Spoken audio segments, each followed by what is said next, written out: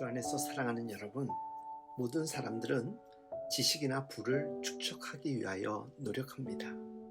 그런 축적은 생활의 편리와 신분 상승을 제공해 주지요. 하지만 삶의 질을 담보하는 것은 아닙니다.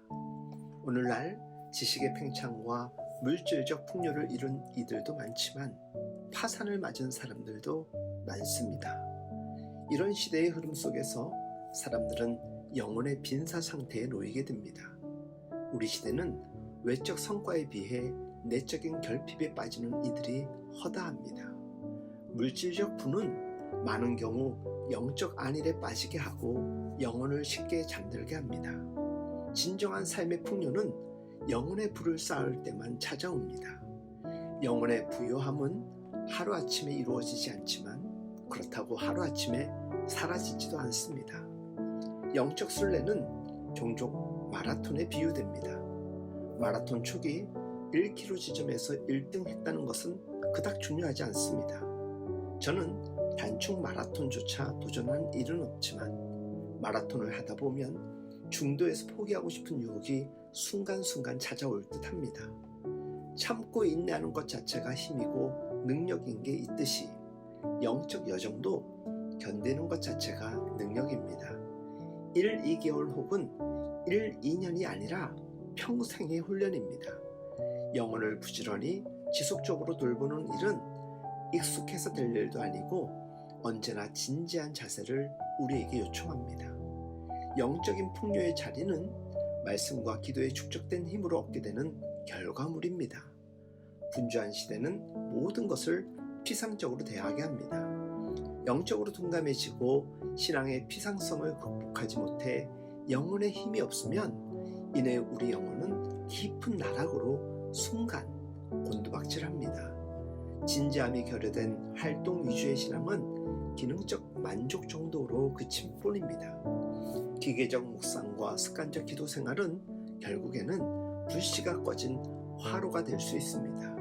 누구나 영적으로 제자리 걸음을 걷거나 만성적인 곤태에 빠져들 수 있습니다.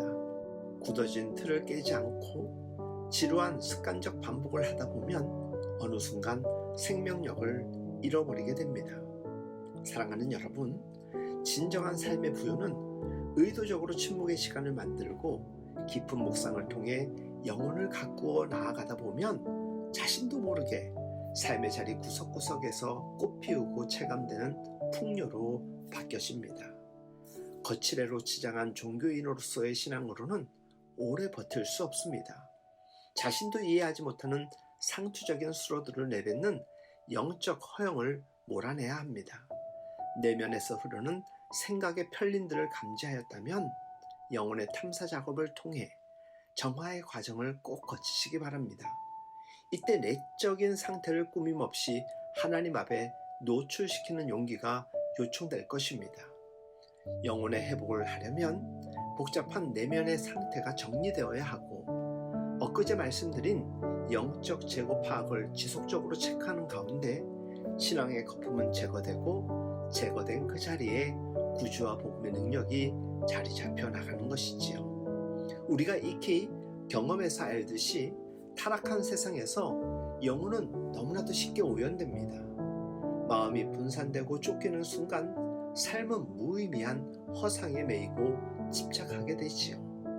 허상이란 실제하지 않는 거짓된 유혹이지 않습니까?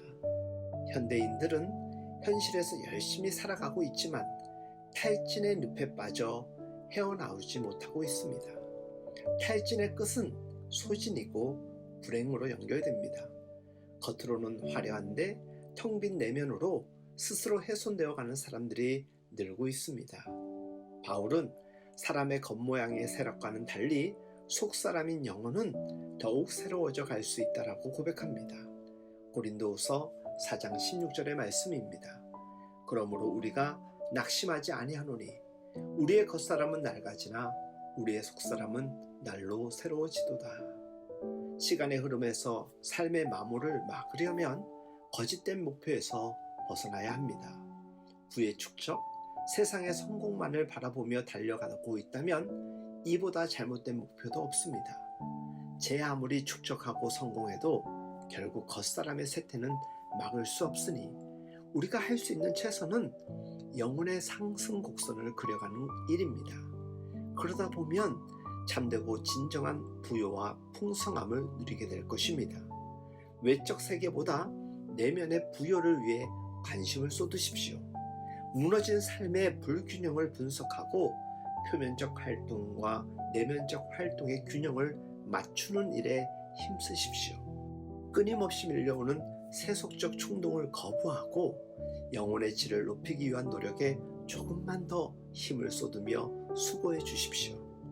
투자 대비 생각보다 이른 시간에 영적 저수지가 은혜로 채워짐을 우리 모두가 고백하게 될 것입니다.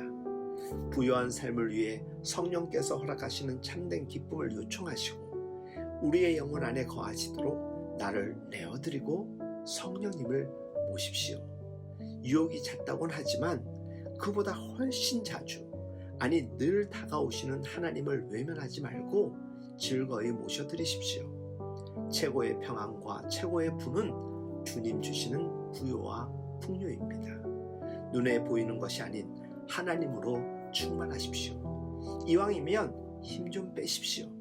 자신의 힘으로 무엇인가를 채워보려는 분주한 활동으로는 오래 버텨낼 수도 없고 거짓 평화 속에서 살아갈 뿐입니다. 영성은 기술이 아니고 방법을 개발하는 일도 아닙니다. 다가오시는 하나님과 내밀한 만남이면 충분합니다. 늘 깨어있는 내면 상태를 유지하는 일이 어렵다지만 매일 하나님을 새롭게 만나고 경험하는 일보다 더 우선될 그 어떤 일도 없습니다. 하나님은 언제나 오르십니다.